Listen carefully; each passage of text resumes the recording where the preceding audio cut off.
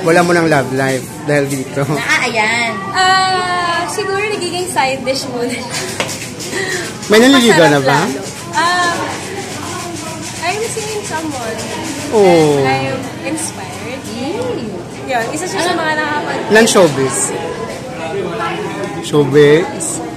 Pero hindi ka nakasagot eh. So, yun.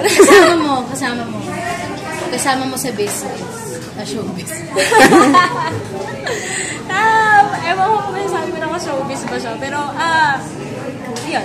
Kayo na? Or ligawan pa lang? Hindi pa ako makapag-focus talaga dun sa relationship. Pero I'm just happy na nandyan siya palagi. Yung maalalay siya. Tapos kapag, kasi meron din siyang business. So, natutulungan niya ako sa lahat ng bagay. So at least inspired. At least hindi zero. Basta hindi ko kasi talaga siya focus. Nagulat lang ako na someone came in and he actually brightened up my day. Wow! Naging inspiration ko talaga siya. So hindi mo hinanap? Hindi ko hinanap. Kusang dumating? Kusang dumating. Malalaman namin sa tamang panahon. Kung sino to. Umaalgam na tamang panahon. Sa tamang panahon, malalaman namin sino to.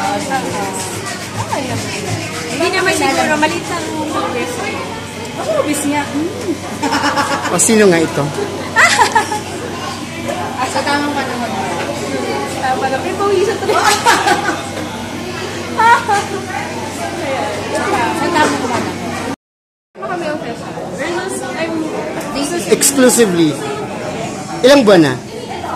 Kasi kung tayo nagkakilala, may common friend, nagkakilala. Music festival. 1 year. So, parang kanina ako mo. Nakita ko alam mo yung... Siyempre, hindi ko naman lalagay ng Malaysia yun. Ano ka ba? Hala! Huwag na! Basta malagay inspired. Sobra. Okay, thank you.